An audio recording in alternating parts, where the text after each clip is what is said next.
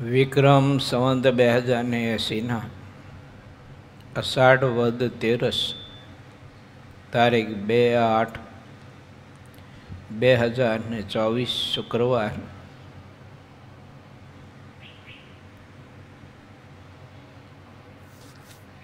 વાલા ભક્તો,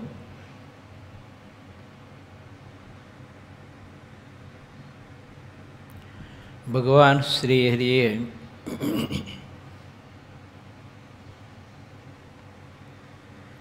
મુક્તાનંદ સ્વામીનું ગાન અને સંગીત સાંભળવા માટે ગયા. ત્યારે સિદ્ધાનંદ સ્વામી પોતે કીર્તન ગાતા હતા. એમનો મધુર કંઠ ભાવાત્મક એ શબ્દ કીર્તનના સાંભળીને મુક્તાનંદ સ્વામીનું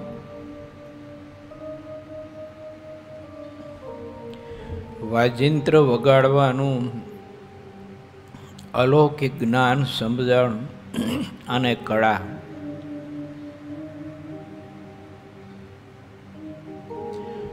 બ્રહ્માનંદ સ્વામીનું ગાન સાંભળીને પણ શ્રીહરિ ખૂબ જ રાજી થયા.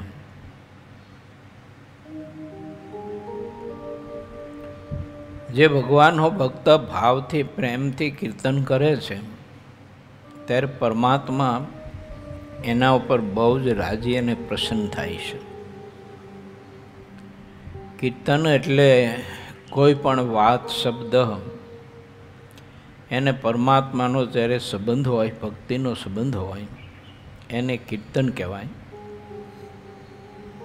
અને એ કીર્તનના માધ્યમથી આત્મા પરબ્રહ્મ પરમાત્માના સ્વરૂપની યથાર્થ જાણી શકે છે, સમજી શકે છે, યથાર્થ પ્રીતિ કરી શકે છે. અને બીજા જગતના, દેહના, વિષયોના, પંચ વિષયના વગેરે વગેરે બધા જે કંઈ દુઃખરૂપ સુખો છે એનામાંથી જીવ વૈરાગ્યને પામે છે અને મુક્તિ પામે છે. માટે જેને વિષયોથી મુક્તિ પ્રાપ્ત કરવી હોય એને પરમાત્માનું કીર્તન ગાન ખૂબ જ ભાવથી કરવું, ખૂબ મહિમાથી એ કીર્તન ગાન કરવાથી પરમાત્મા એની ભક્તિ કરીને પ્રભુએ એને વશ થઈ જાય છે. આ સંદર્ભમાં મહારાજે મુક્તાનંદ સ્વામીનું સંગીત સાંભળી અને સિદ્ધાનંદ સ્વામીનું એ કીર્તન ગાન સાંભળીને આપણને સૌ કોઈને બતાવ્યો છે માર્ગ કે જેને જન્મ મરણથી મુક્ત થઈ અમારા સ્વરૂપના સુખને અને અમારા સ્વરૂપની સેવાને જેને પામવો હોય તો એ હંમેશા કીર્તન ગાન કરતો રહે અખંડ અખંડ.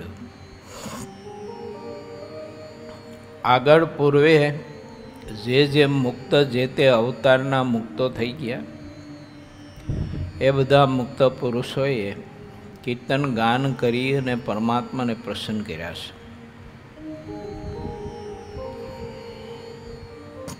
ભગવાન શ્રી હરિએ બતાવ્યું છે કે તુંબરુએ વૈકુંઠમાં જઈને ભગવાન પાસે કીર્તન ગાન કર્યું ત્યારે ભગવાન ખૂબ જ પ્રસન્ન થયા અને પોતાના વસ્ત્ર અલંકાર એ તુંબરુ ઋષિને આપ્યા છે. એ કીર્તન ગાન સાંભળીને પ્રસન્ન થયેલા પરમાત્મા એ પરમાત્માનો રાજીપો એવો પ્રાપ્ત કરવા માટે નારદજીને પણ સંકલ્પ થયો. કોઈ કીર્તન ગાન ભગવાનના ભક્ત કરતા હોય તો તે સાંભળીને આપણને પણ એવો શુભ સંકલ્પ થવો જોઈએ કે હું પણ આ ભક્તરાજની જેમ પરમાત્માની પાસે કીર્તન ગાન કરી અને પ્રભુને પ્રસન્ન કરું.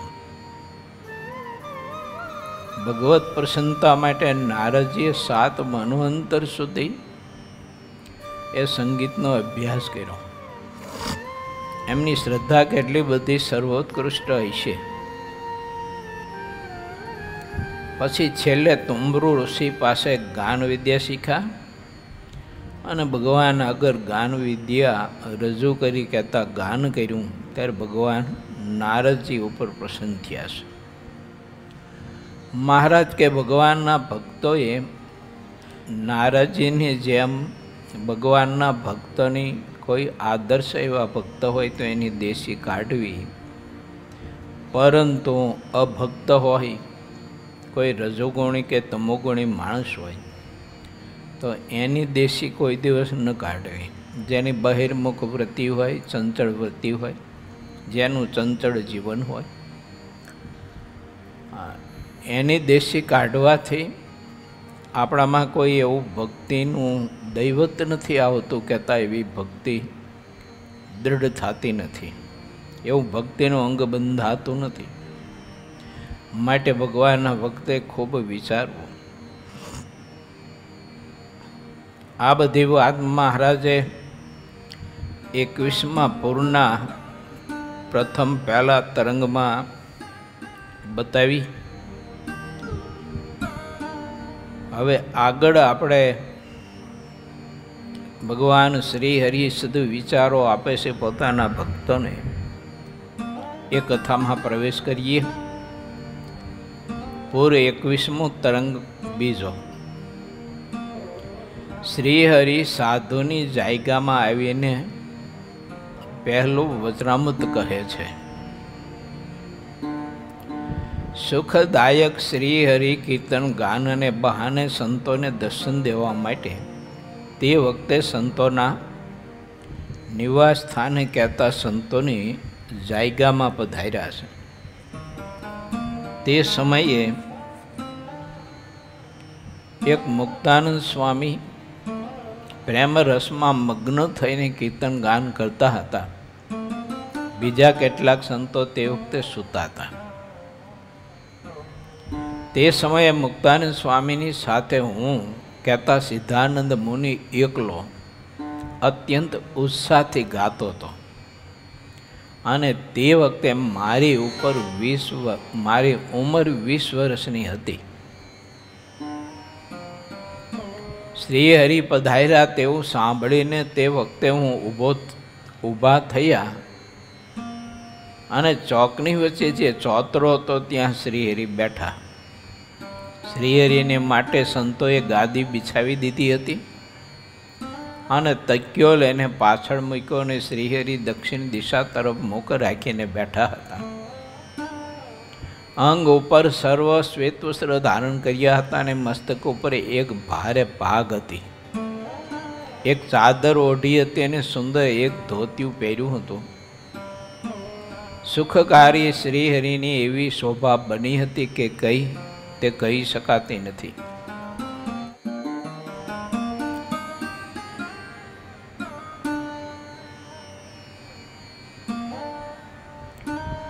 મહારાજ અને બધા પરમહંસો એ સત્સંગ કરવાના કેટલા બધા આગ્રહી હતા. તો સંતોની જાયગામાં મહારાજ રાત્રિની વિશે પધાર્યા છે. બીજું મધ્યના 21માં પણ એ વાત આવે છે કે મહારાજ રાત્રિને સમયે સંતોની જાયગામાં પધારીને કેવળ સંતોની સભા કરીને બેઠા છે. અને મહારાજે સંતોને ભલામણ કરતા શિક્ષા વચન આપતા કહ્યું છે કે ભગવાનની ઈચ્છાથી અમદાવાદમાં કહેતા શ્રીપુરમાં નરનારાયણ દેવનું મંદિર થયું છે, બીજા થશે.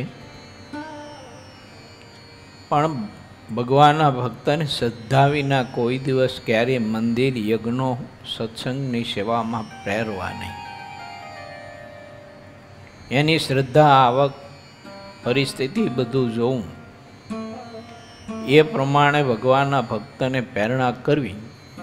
પરંતુ પરિસ્થિતિ જાણ્યા વિના ભગવાનના ભક્તને કોઈ દિવસ સત્સંગમાં આર્થિક સેવા કરવા માટેની પ્રેરણા ન કરવી. યા તો કોઈ એવા પદાર્થ માટે ભગવાનના ભક્તને પ્રેરણા ન કરવી. મહારાજ હરિભક્તોની આવી નાજુક પરિસ્થિતિને પણ દૃષ્ટિમાં રાખીને સંતોને ભલામણ કરતા હતા કે કોઈ ભક્તોની એવી નાજુક પરિસ્થિતિ હોય, સંતો માંગે, આજ્ઞા કરે યા તો પ્રેરણા કરે એટલે ભક્તોને ખૂબ ભાવ હોય કે કોઈ દિવસ નહીં અને સંતોએ આજે અમારી પાસે જોરી લંબાવી, હાથ લંબાયો,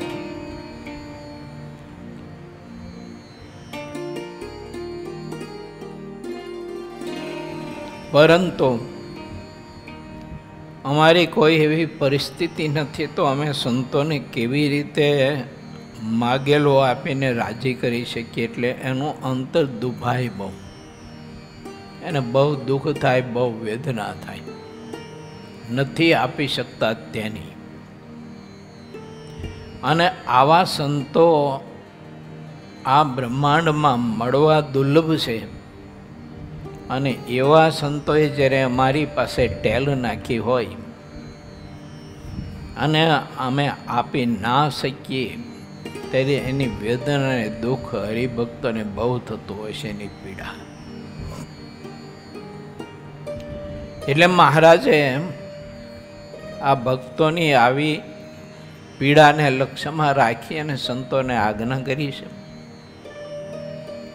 તો આ બધામાંથી મારે તમારે એ શીખ લેવી જોઈએ કે આપણે ગમે ત્યાં દેશ વિદેશ કોઈ ભક્તને ત્યાં થાળ કરવા ગયા હોય, મહાપૂજા કરવા ગયા હોય, સભાના કાર્યક્રમ હોય, 2-5 દિવસના કાર્યક્રમ હોય, તો તે હરિભક્તની આવક જાવક પરિસ્થિતિ, વ્યવહાર, એની શ્રદ્ધા વગેરે વગેરે જોઈ અને આપણે વર્તન કરવું જોઈએ. ભક્તો તો આગ્રહ કરતા હોય, પરંતુ આપણે જેટલું બને એટલું ઓછા પદાર્થથી ચલવી લેવા માટેનું અંગ બાંધવું જોઈએ, એવી સમજણ કેળવવી જોઈએ. બંને એટલો ઓછામાં ઓછો પદાર્થ, ઓછામાં ઓછી સગવડતા. બાકી ભગવાનના ભક્ત પાસે કોઈ દિવસ માગ ન કરું, આ લાવજો ને તે લાવજો. એ આપણી એનાથી ધ્યાન ન રાખીએ ને તો લેવ વૃત્તિ બંધાઈ જાય છે. અને એ લેવ વૃત્તિ આપણને બહુ ભયંકર નુકસાની આપે છે. વાત તો બહુ નાની હોય, એ વખતે તો આપણને ખ્યાલ ન આવે, પરંતુ આવા કારણોથી ઘણી વખત લેવ વૃત્તિ બહુ બંધાઈ જતી હોય છે.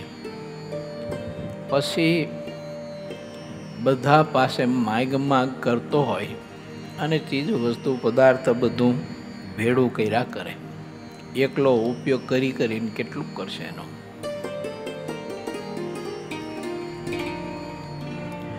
આવી વાતનું મોટા પુરુષો બહુ ધ્યાન રાખતા ને આવી વાતનો ખૂબ જ ખટકો રાખતા. ગામડે ગયા હોય, કોઈ નાના સાધુ હોય, કોઈ પાર્ષદો હોય, તો વડીલ સંતો બહુ ધ્યાન રાખતા કે હરિભક્તો પાસે એ કોઈ ચીજ વસ્તુ માંગે નહીં. મહારાજ સુરત વધાર્યા, આનંદાનંદ સ્વામીને મોટેરા કર્યા. રુસ્તમ બાગમાં બધા સંતોની મહારાજે સભા કરી અને બધા સંતોને કહ્યું કે તમારે સ્વતંત્ર રીતે, તમારી રીતે કોઈ હરિભક્તો પાસે તમારે કાંઈ જરૂરિયાત હોય તો એ ચીજ વસ્તુ પદાર્થ સિદ્ધિ ન માગવી, તમારા ગુરુ પાસે વાત કરવી. પછી મંડળધારીઓ હતા એની સભા કરીને મહારાજે પાછી આજ્ઞા કરી કે તમારી પાસે તમારા શિષ્યો કોઈ પણ ચીજ વસ્તુ પદાર્થની માગણી કરે તો તમારે હરિભક્તોને સીધી પ્રેરણા કરીને તે ચીજ વસ્તુ પદાર્થ મંગાવવું નહીં, પરંતુ તમારે આનંદાનંદ સ્વામીને વાત કરવાની. અને આનંદાનંદ સ્વામી યોગ્ય લાગશે તો એટલી ચીજ વસ્તુ પદાર્થ એવી તે સમયે તમને મગાવી આપશે. પણ કોઈ સંતોએ કે મંડળધારીએ પોતાની રીતે સ્વતંત્ર રીતે હરિભક્તો પાસે કોઈ ફળ ફૂલ મેવા મીઠાઈ બીજું ત્રીજું જીવન જરૂરિયાત કોઈ નાની મોટી ચીજ વસ્તુ પદાર્થ જોઈતું હોય તો માગવું નહીં અને મગાવવું નહીં. આવી મહારાજે ભલામણ તમામ સંતોને કરી હતી. એ આગળના તરંગોમાં અને આગળના પૂરમાં એ કથા આવી જાય સુરતની. બધા સંતો શ્રી હરિની આજ્ઞા કરીને ત્યાં આવીને બેઠા. તેમને માટે પણ આસન પાથરી દીધા અને મુક્તાનંદ સ્વામી, બ્રહ્માનંદ સ્વામી, ચૈતન્યાનંદ સ્વામી, નિત્યાનંદ સ્વામી અને પ્રેમાનંદ સ્વામી આદિ જેટલા સંતો હતા તે બધા શ્રી હરિને પગે લાગીને બેઠા. જેટલા સંતો ત્યાં આવીને બેઠા હતા તે બધાની સભા ઉત્તર મુખે થઈ હતી. વર્ણી તથા દેશ દેશના જેટલા પ્રેમી ભક્તો હતા તેઓ પણ ત્યાં આવીને બેઠા. શ્રી હરિના દર્શન તથા વાતોને સાંભળવા હરિભક્તો હંમેશા વારા ફરતી આવ્યા કરતા હતા. તે સૌ હરિભક્તો ત્યાં આવીને શ્રી હરિની સન્મુખ બેઠા. ત્યાં થયેલી સભા કમળના વન સમાન લાગતી હતી. સુખ નિદાન શ્રી હરિ સભાની વચ્ચે ચંદ્રના સમાન શોભતા હતા. તે વખતે શ્રી હરિ નેત્રો વીંચી અને અંતર્મુખ વૃત્તિ કરી અને સંત હરિભક્તનું કેવી રીતે હિત થાય, કેવી રીતે કલ્યાણ થાય, ભગવાનના સ્વરૂપમાં એને મનની અખંડ વૃત્તિ કેમ રહે, જેવું છે એવું ભગવાનનો સત્સંગનો સંતનો મહાત્મ્ય સમજાય, એના માટે હરિભક્તો કેવી સમજણ રાખે, કેવાનો કેવો કેવી રીતે સંગ કરે, જેણે કરીને એને વધુને વધુ ભગવાનનું મહાત્મ્ય સમજાય, નિષ્ઠા બંધાય, એનામાં વિવેકાદિક સદગુણ આવે.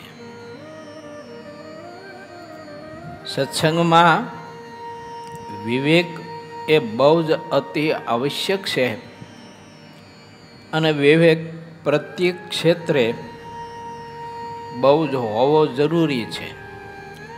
બેસવામાં, ઉઠવામાં, બોલવામાં, હરવામાં, ફરવામાં, કથા કીર્તન કરવામાં, આ વગેરે વગેરે. ઘણીવાર કથા આપણે કરતા હોઈએ પણ જો વિવેક ચૂકાઈ જાય તો આપણા કર્તૃત્વ ભાવના અહમના વેગે કરીને કથા થતી હોય,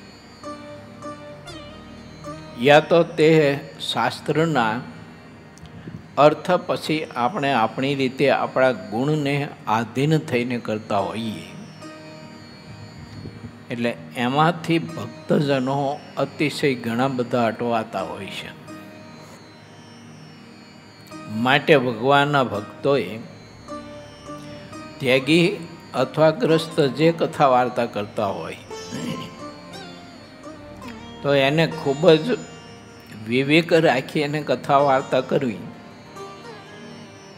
અને વિવેકથી બોલવું, બેસવું, ઉઠવું, હરવું, ફરવું વગેરે વગેરે એ મર્યાદામાં રહીને જો ભગવાનનો ભક્ત કરતો હોય તો ભગવાનની અતિશય પ્રસન્નતા થાય છે.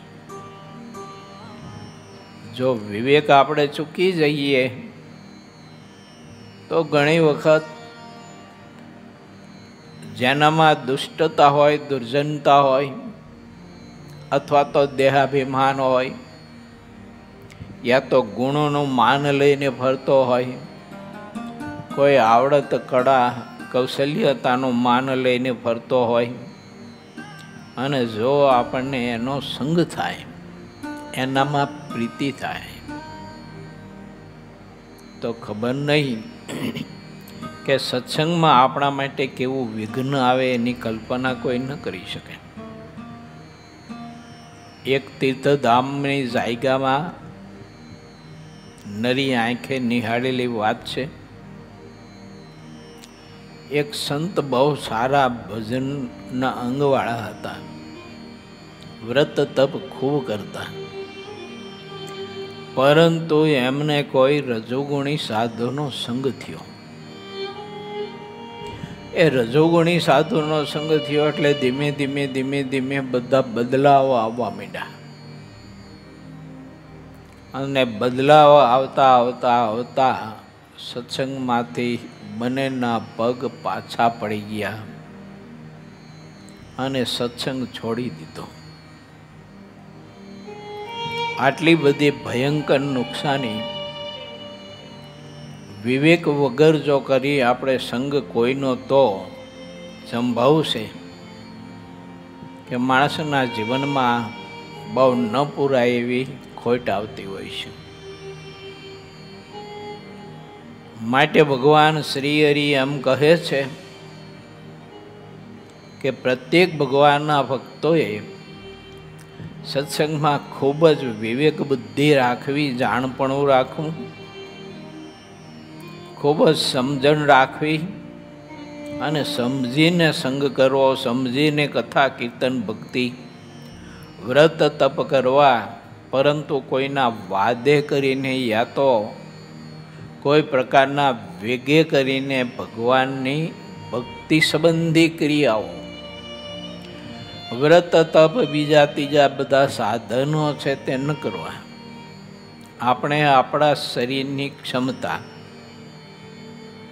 આપણી શ્રદ્ધાની ક્ષમતા, પરમાત્મા પ્રત્યેની નિષ્ઠા, એની ક્ષમતા વિચારી અને ભગવાનના ભક્તોએ વ્રત જપ ધ્યાન ભજન વગેરે વગેરે કરવું જોઈએ. પોતે પોતાની ક્ષમતા વિચાર્યા વિના કરવા જાય તો જીવ ઘણી વખત બહુ દુઃખી થાય. આવું પણ ઘણી જગ્યાએ બનતું હોય છે. કોઈને ગાતા વગાડતા સાંભળીને આપણે એટલે આપણને એ વિદ્યા શીખવા માટેનો સંકલ્પ થાય, પછી વેગ પકડાય. અથવા કોઈ કથા વાર્તા કરતા હોય તો એ સાંભળીને આપણને શાસ્ત્ર ભણી અને શાસ્ત્રી થઈ અને કથાકાર થવાનો સંકલ્પ થાય. સંકલ્પ સારો હશે, ખોટો નથી, કરવું જોઈએ, શાસ્ત્ર ભણવા જોઈએ, ભગવાનના ભક્તો પાસે કથા વાર્તા કીર્તન ભક્તિ કરવા જોઈએ, એ બધું શીખવું જોઈએ. પરંતુ વિવેક બુદ્ધિથી આપણે જો કરીએ તો વાંધો નથી, નહીતર એનું માન જો બંધાઈ જાય તો બહુ મહા મોટી મુશ્કેલી ઊભી કરે. ઘણા બધા સદગ્રસ્તો દાન પુણ્ય કરતા હોય તો એનું પણ એને માન બંધાઈ જતું હોય છે.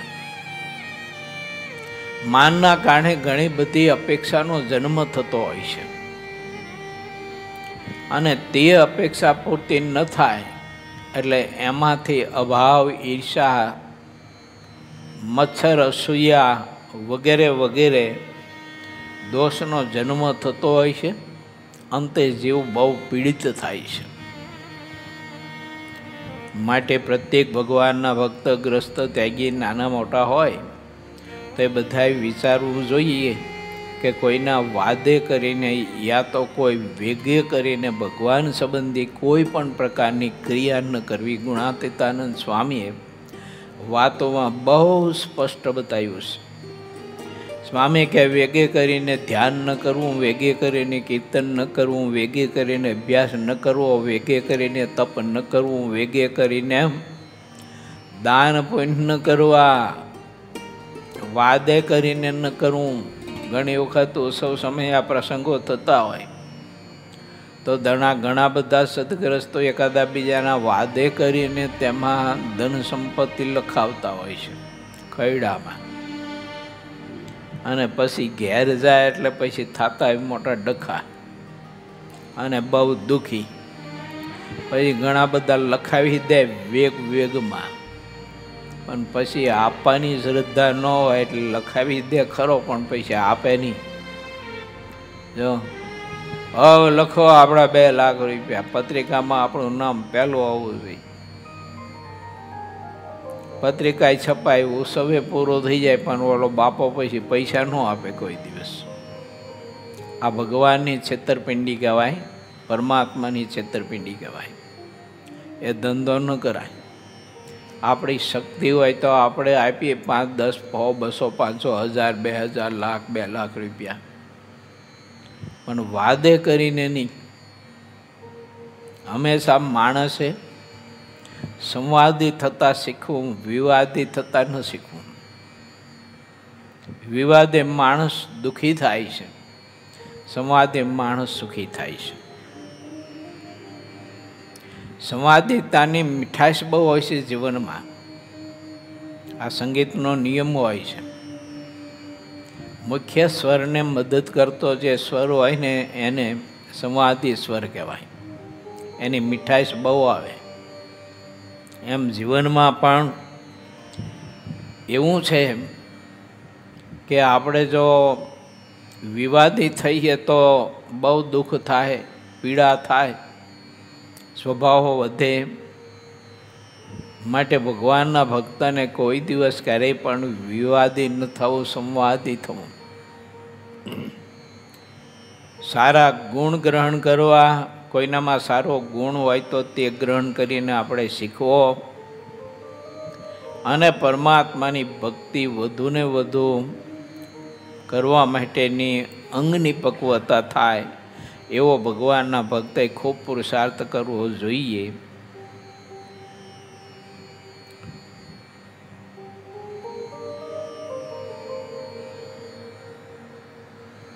ભગવાન શ્રી હરિએ સંતોને પૂછ્યું કે આ ગાતું તું કોણ? અમે તે સાંભળીને અહીં આવ્યા છીએ. ત્યારે સૌ સંતોએ કહ્યું કે મુક્તાનંદ સ્વામી ગાતા હતા. મુક્તાનંદ સ્વામીને રોજ કીર્તન ગાવાનો નિયમ છે. તેઓ એક દિવસ પણ આ નિયમને ભૂલતા નથી. જ્યારે સ્વામી કીર્તન ગાતા હોય છે ત્યારે તેઓ મનમાં ખૂબ જ પ્રસન્ન થઈ જાય છે અને પોતાના મનને ભગવાનની મૂર્તિમાં પરોવી દે છે. આવી રીતે કીર્તન ગાન કરતા હતા મુક્તાનંદ સ્વામી.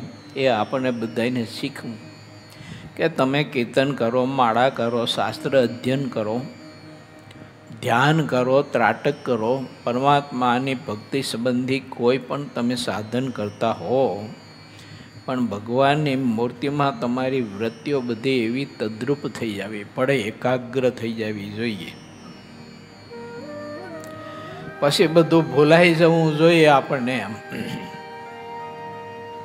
દેહાત્મા બુદ્ધિથી માંડી અને બધું જ ભૂલાઈ જવું જોઈએ. એવી રીતે ઘડી બે ઘડી ભજન કરે તો એ ઘડી બે ઘડી ભજન કરવે કરીને દિવસ બધીમાં જે પાપ કર્યા હોય તે બધા નાશ પામી જાય છે. એમ મહારાજે અયોધ્યા પ્રસાદજી મહારાજના પ્રશ્નથી મધ્ય પ્રકરણના 62ના વચનામૃતમાં બતાવ્યું છે. જીવ ઇન્દ્રિયોને અંધકરણ એકાગ્ર કરી અને વૃત્તિઓ બધી કેન્દ્રિત કરીને ઘડી બે ઘડી ભજન કરે તો પણ દિવસ બધીમાં જાણે અજાણે નાના મોટા દોષ થઈ ગયા હોય. કોઈ ભગવાનના ભક્તનું આપણાથી બોલવાથી અપમાન થઈ ગયું હોય, કોઈની નિંદા થઈ ગઈ હોય, કોઈ પ્રકારના વેગના કારણે આપણને કોઈ ભગવાનના ભક્તએ રોક્યા ટોક્યા હોય તો એના પ્રત્યે ખોટા ખ્યાલો ઊભા થયા હોય તો કોઈ પાસે બોલાઈ જવાતું હોય, આ વગેરે વગેરે નાના મોટા બધા પાપ લખાશે કે જે આપણને અમુક તો પકડામાં ન આવતા હોય, ખ્યાલમાં ન આવતા હોય. કોઈ ભગવાનના ભક્ત એવા ખરેખરા હોય, આપણને ભગવાન સંબંધી કોઈ સેવા પરિચર્યા બતાવી હોય, આપણે રજોગુણ તમોગુણના વેગમાં હોય, એટલે આપણે એનો અનાદર કરીએ, આદર કરી ન શકીએ, એનો સ્વીકાર કરી ન શકીએ, તો એ અનાદર કર્યો છે તો એ મોટો દોષ છે. બેસવામાં, ઉઠવામાં, બોલવામાં, સાંભળવામાં વગેરે વગેરે ક્રિયાઓમાં, ખાવા પીવામાં ભગવાન કે ભગવાનના એવા ખરેખર ભાગવત પુરુષ હોય, હરિભક્તો હોય, સંતો હોય, ત્યાગી હોય, પણ ભગવાનના ભક્તોએ તેની મર્યાદા ખૂબ જ રાખવી પડે. સત્સંગી જીવનમાં આ બધી વાત બહુ વિસ્તારથી સતાનંદ સ્વામી લખેલી છે. મોટા પુરુષ બેઠા હોય તો એનાથી કોઈ દિવસ ઊંચા આસને ન બેસાય, વસ્ત્રે કરીને ટીચરને બાંધીને ન બેસાય, પગ ઉપર પગ ચડાવીને ન બેસાય, અતિશય ખડખડાટ હાસ્ય ન કરાય, વગેરે વગેરે ઘણું બધું લખ્યું છે એમાં. પછી સારંગપુરના બીજા વચનામૃતમાં મહારાજે એ બતાવ્યું છે કે ભગવાનના મોટા સત્પુરુષ કંઈક આજ્ઞા કરે તો તત્કાળ ના ન પાડવી, તુરત હાથ જોડીને હા પાડવી, સારું તમે જેમ કહેશો તેમ કરીશ. પછી તે પોતાની પ્રકૃતિને મળતું આવતું ન હોય ને એમાં આશંકા જેવું થતું હોય તો પણ મહારાજ કે તત્કાળ ના ન પાડવી. પછી યુક્તિથી અથવા ભગવાન કે મોટા પુરુષની નજીક કોઈ હરિભક્ત કે સંતો રહેતા હોય, એની પાસે પોતાની શંકાસ્પદ વાતની રજૂઆત કરી અને એનું સમાધાન મેળવવું. પણ મહારાજ કે ભગવાન કે મોટા પુરુષે જે કંઈ આજ્ઞા કરી હોય અને એવું અયોગ્ય વચન કહ્યું હોય તો તત્કાળ ના ન પાડવી. યોગ્ય વચનમાં તો વાંધો ન આવે, પણ અયોગ્ય વચનમાં તો જીવને આશંકા થાય, પણ મહારાજે તત્કાળ ના ન પાડવી. બીજું, શાસ્ત્રાર્થ કરતા હોય, એકાદા બીજા જ્ઞાન ગોષ્ઠી કરતા હોય અને એ શાસ્ત્રાર્થમાં જ્ઞાન ગોષ્ઠીમાં પ્રશ્નોત્તરીમાં પોતે જીતે એમ હોય તો પણ ભગવાનના મોટા પુરુષ સભામાં કે બીજા વચ્ચે ભોંઠા પડે એવું ન કરવું. મહારાજ કે પોતે હારીને રાજી થવું. આવા બધા ગુણ શીખવાની વાત મહારાજે વચનામૃત ગ્રંથમાં સારંગપુરના બીજામાં બહુ સરસ મજાની અદ્ભુત બતાવી છે. આવી સમજણથી ઘણા બધા અપરાધોથી આપણે બચી જતા હોય છે.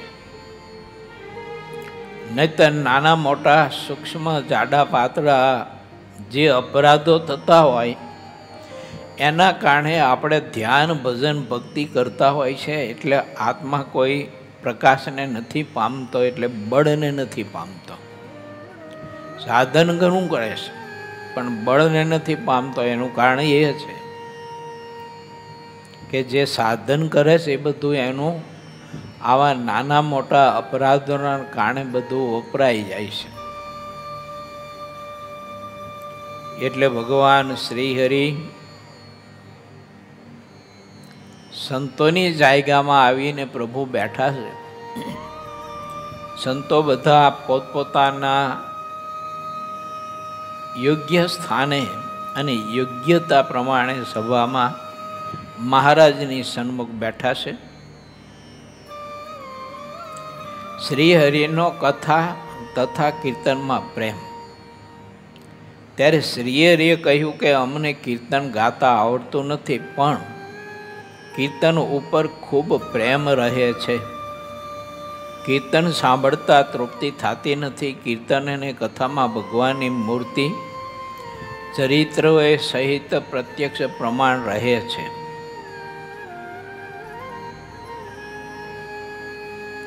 સંતોએ ગાયું છે, આવી ભગવાનના સંત ભક્તોની સભા હોય ને, જે સંત સભા મહી ચલી આવે તેનું જીવપણું તત્ક્ષણ જ આવે.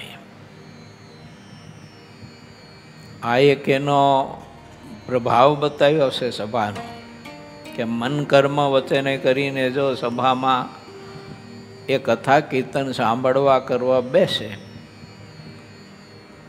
તો જીવમાં રહેલા વિકારો એ બધા જ નાશ પામે છે. બહુ શ્રેષ્ઠ ઉત્તમ યોગ છે કથા અને કીર્તન યોગ. કીર્તન અને કથાના જેવી બીજી કોઈ વાત નથી હોતી. આ વાતને અમે મુખ્ય રૂપમાં સમજીએ છીએ. મહારાજ કે વ્રત તપ યોગ યગાદિકે કરીને અમે જેવા વશ નથી થતા તેવા કથા કીર્તન અને સત્સંગથી વશ થઈએ છીએ. આ સત્સંગનું આવું મહારાજે મહત્વ બતાવ્યું છે. કીર્તન અને કથામાં અમારો ભાવ તો ગંગાના પ્રવાહ જેવો ઘણો વેગેલો છે. અમે જ્યારે કીર્તન અને કથા શ્રવણ કરતા હોઈએ છીએ ત્યારે અમને અચાનક શરીરનું લગાર પણ ભાન રહેતું નથી. મહારાજ ઘણી વખત કથા કીર્તનના યોગે કરીને અથવા એના ભાને કરીને બીજી કોઈ ક્રિયા કરતા હોય, જમવા બેઠા હોય અથવા બીજી કોઈ સ્નાનાદિક ક્રિયા કરતા હોય ત્યારે ઓલી સ્મૃતિ થઈ આવે કથાની. એટલે કથાની સ્મૃતિ થઈ આવે એટલે મહારાજ હાથ ઊંચો કરીને હરે હરે, અને પછી તે વાતની સ્મૃતિ થઈ આવે તે બાજુમાં કોઈ ભગત બેઠા હોય તેની સામુ જોઈને મંદ મંદ હસે છે. તો આપણે વિચાર કરીએ કે ભગવાન શ્રી હરિને કથામાં, કથા શ્રવણમાં કે કથા પ્રસ્તુત કરવામાં કેટલો બધો ભાવ હોય છે. મહારાજે એ પણ બતાવ્યું છે કે કથા કીર્તન ધ્યાન ભજનોમાંથી અમને કોઈ દિવસ તૃપ્તિ થતી નથી ને તમે પણ એ બધું કરતા રહેજો અખંડ. આવી રીતે મહારાજે પોતાની રુચિના માધ્યમથી આપણું સારો અંગ બંધાય એવી મહારાજે આપણને શિક્ષા આપી છે. પ્રભુએ એમ કહે છે કે અમારે બોલતા ચાલતા પણ કીર્તન કથામાં જ મન રહે છે. અમારું મન કથા કીર્તન છોડીને કોઈમાં જાતું નથી. જેટલો સારરૂપ રસ છે તે બધો કીર્તન અને કથામાં છે તેમ અમે દેખીએ છીએ.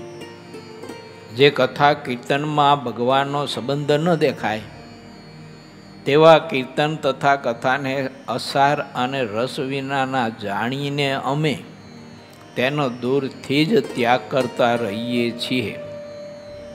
ભગવાનના સંબંધ વિનાના ચાહે તેવા અતિ રમણીય વિષય હોય તો પણ તેને અમે ભયંકર ઝેર રૂપ દેખીએ છીએ એવી અમારી સહજ રુચિ છે. વચનામૃતમાં મહારાજે પ્રશ્ન કર્યો છે સંતોને,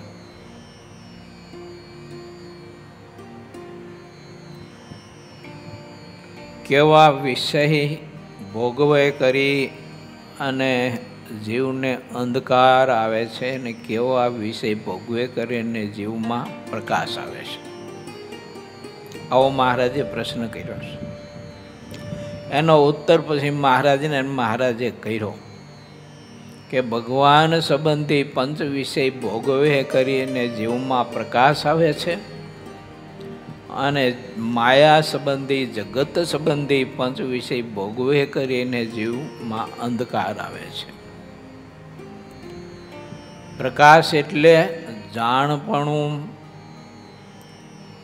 પ્રકાશ એટલે જ્ઞાન, પ્રકાશ એટલે સમજણ, પ્રકાશ એટલે સાવધાની, પ્રકાશ એટલે શ્રદ્ધા, પ્રકાશ એટલે ધ્યાન ભજનમાં ખૂબ જ રુચિ.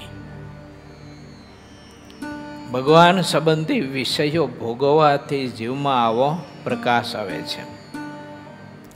ભગવાનના સંબંધવાળી જેટલી વાત હોય છે તે વાત અમને સારમાં પણ સારરૂપ દેખાય છે. ભગવાનના સંબંધ વિનાના તો અનંત કોટી બ્રહ્માંડના રાજ્યમાં પણ અમને લેશ માત્ર સુખ દેખાતું નથી. ત્રણેય અવસ્થામાં મહારાજની મૂર્તિનો અખંડ જેને આનંદ આવતો હતો, સુખ આવતો હતો. એક આંખનું મટકું મારે એટલી વારે મહારાજની મૂર્તિ વિસરાતી નહોતી, તેમ છતાંય એવી સ્થિતિવાળા પર્વતભાઈ આદિક ભક્તો, મુક્તાનંદ સ્વામી આદિક પરમહંસો પરસ્પર કથા કીર્તન ખૂબ જ કરતા. અને પર્વતભાઈ અગતરાયથી વારંવાર ગઢપુર આવતા. 15 દિવસ, મહિનો, 20 દિવસ એ ગઢપુર રોકાય અને સંત સમાગમ, કથા કીર્તન ખૂબ જ ભાવથી કરે. આવી સ્થિતિવાળા પુરુષોના પણ કથા કીર્તનની શ્રદ્ધાના આવા અંગ બંધાયેલા લખાણા શાસ્ત્રમાં. જે રીતે ભગવાન રાજી થાય તે રીતે મન, કર્મ, વચન ભગવાનના ભક્તે વર્તવું. આવી સમજણના જેવી બીજી કોઈ સમજણ નથી અને તેવી સમજણને અમે સૌથી શ્રેષ્ઠ માનીએ છીએ. અમે ભગવાનના સંબંધને લીધે જ સુખ માનીએ છીએ અને તે વિના તો દુઃખ જ માનીએ છીએ. આ વાત નિર્દંભ અને નિષ્કપટ છે. દંભ અને કપટની વાત અમે કહેતા નથી. જેટલા દંભી અને કપટી લોકો છે તે સાચા ભક્તોને પાછા પાડવાને માટે તેના કરતાં પણ વધારે વર્તીને પોતાનું પગલું આગળ રાખે છે. જે સત્પુરુષો છે તે દંભ અને કપટ વગરના હોય છે. તેઓ ક્યારેય શાસ્ત્રની શુભ રીતનું ઉલ્લંઘન કરતા હોતા નથી. આજે અમે સૌ સંતોને જે પ્રશ્ન પૂછીએ તેનો ઉત્તર તમારી સમજણમાં જે રીતે આવે તે રીતે કરો. જો તમારો કહેલો ઉત્તર અમારી નજરમાં નહીં આવે તો અમે જ શાસ્ત્ર પ્રમાણે તેનો ઉત્તર કરશું. શ્રીહરિ જે પ્રશ્ન પૂછતા તેનો ઉત્તર તેઓ પહેલેથી જ મનમાં ધારી રાખતા હતા. શ્રીહરિની બુદ્ધિ એવી વિશાળ હતી કે તેઓ તત્કાળ પ્રશ્ન પૂછતા અને તેનો તત્કાળ ઉત્તર પણ કરી આપતા. અર્જુન ઘણા મોટા બાણાવાળી હતા. તેમનો અપરંપાર યશ થયો હતો. જેટલા બુદ્ધિમાન માણસો હોય છે તે જે વાતને મનમાં ધારે છે તે વાતને તેવા રૂપમાં કરી બતાવે છે. અર્જુન જેવા બુદ્ધિશાળી લોકો જે વાતને અજમાવી ન હોય તે વાતને ક્યારેય પ્રગટ દેખાડતા નથી. આ એક વાત અર્જુન તથા શ્રી હરિમાં મળતી આવે છે. દેશકાળના ગુણે કરીને કેટલીક વાત મળતી નથી આવતી. જેમાં જેટલા ગુણ હોય છે તે ગ્રહણ કરવામાં કોઈ દોષ નથી. જેમાં જે દોષ હોય તેનો ત્યાગ કરવો અને ભગવાનની સમજણને અનુસરવું. કારણ કે ભગવાનની સમજણમાં મોક્ષ રહ્યો છે.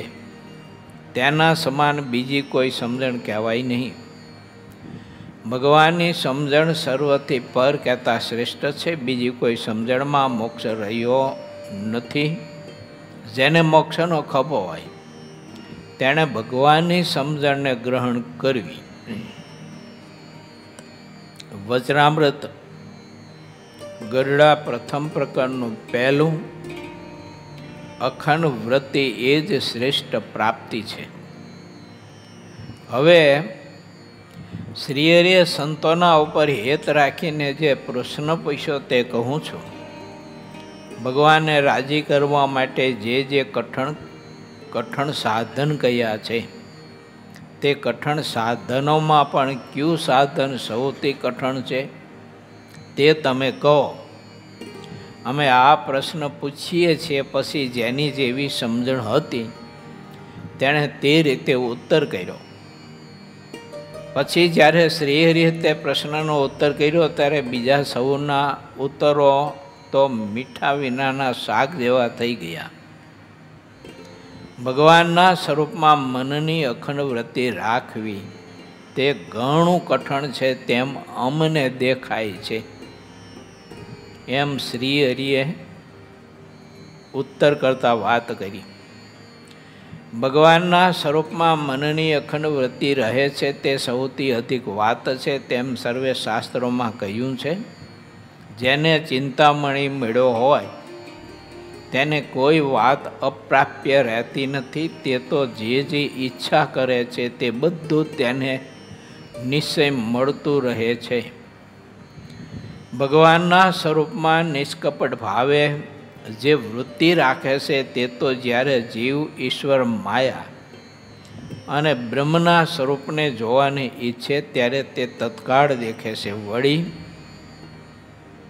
વૈકુંઠ, ગોલોક અને બ્રહ્મમહોલ ઇત્યાદિ ભગવાનના જે ધામ છે તેને પણ તે ભક્ત જ દેખે છે. માટે ભગવાનના સ્વરૂપમાં મનની અખંડ વૃત્તિ રાખવી તેના જેવું કોઈ કઠણ સાધન નથી અને તે જ સર્વશ્રેષ્ઠ પ્રાપ્તિ પણ કહી છે. પછી મોડો નામના ગોર્ધન શેઠ એ ભક્ત તેણે તે ઠેકાણે શ્રીહરિને પ્રશ્ન કર્યો કે જે ભગવાનની માયા કહેવાય છે તેનું સ્વરૂપ કેવું છે? ત્યારે શ્રીહરિ બોલ્યા કે ભગવાનની મૂર્તિ છે તેનું ધ્યાન કરતાં જે પદાર્થ વચ્ચે આવીને આવરણ કરે તેને ભગવાનની માયા કહેવાય છે. તે પછી મુક્તાનંદ સ્વામીએ શ્રીહરિને બે હાથ જોડી અને પ્રશ્ન પૂછ્યો. ધર્મકુળના આશ્રિત એવા જેટલા ત્યાગીને ગ્રસ્ત છે જે 5 ભૌતિક શરીરનો ત્યાગ કરે અને ભગવાનના ધામમાં જાય ત્યારે તે કેવા શરીરને પામે છે? ત્યારે શ્રીહરિએ કહ્યું, ભગવાનની ઈચ્છાએ કરીને તે ભક્તજન ઘણા હર્ષથી બ્રહ્મમય દેહને પામે છે. જેટલા ભગવાનના ભક્ત ભગવાનના ધામમાં જાય છે તેની રીત હવે કહું છું, તેને તે બધા સાંભળો. કેટલાક ભક્તો ગરુડ ઉપર બેસીને, કેટલાક દિવ્ય રથ ઉપર બેસીને, કેટલાક તો વિમાન ઉપર બેસીને ભગવાનના ધામમાં જાય છે. અને જે યોગ સમાધિવાળા છે તે તથા ભગવાન જેને પ્રેમથી દેખાડે છે તેવા ભક્તો તેને પ્રત્યક્ષ દેખે છે અને તેને કહે છે કહેતા લોકાંતરમાં ગયા હોય તો તેનું વર્ણન આબેહૂબ તે ભક્તો સમાધિ નિષ્ઠ કરી શકતા છે અને કરતા હોય છે. મહારાજના વખતમાં ઘણા બધા એવા 5-5 વર્ષના, 6-6, 7-7, 8-8 વર્ષના છોકરાને પણ મહારાજ સમાધિ કરાવતા અને સમાધિમાં લોકાંતરમાં જતા. ત્યાંથી આવીને પછી એ લોકનું આબેહૂબ વર્ણન કરી બતાવતા.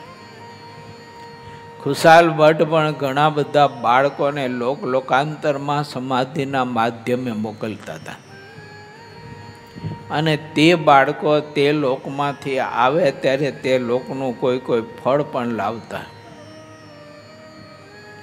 કોઈ બાળકો ત્યાંની સરસ મજાની બધી વાત મોટા વિદ્વાન ન કરી શકે એવી ભાષામાં ત્યાંનું વર્ણન કરી બતાવતા હતા. આ રીતે યોગ સમાધિવાળા એ લોકાંતરમાં ગતિ કરવાનું સામર્થ્ય પ્રાપ્ત કરી શકે છે, પણ ભગવાનના ભક્તને એની કોઈ કહેતા એનું કોઈ વજન નથી હોતો. એ તો સહજ હોય છે. માટે ભગવાનના સ્વરૂપમાં મનની અખંડ વૃત્તિ રાખવા માટેનો અભ્યાસ ભગવાનના ભક્તોએ હાલતા ચાલતા પ્રતિક્રિયામાં કરવો એમ મહારાજે પ્રથમ પ્રકરણના 22ના વચરામૃતમાં બતાવ્યું છે કે ભગવાનનું ધ્યાન કરે,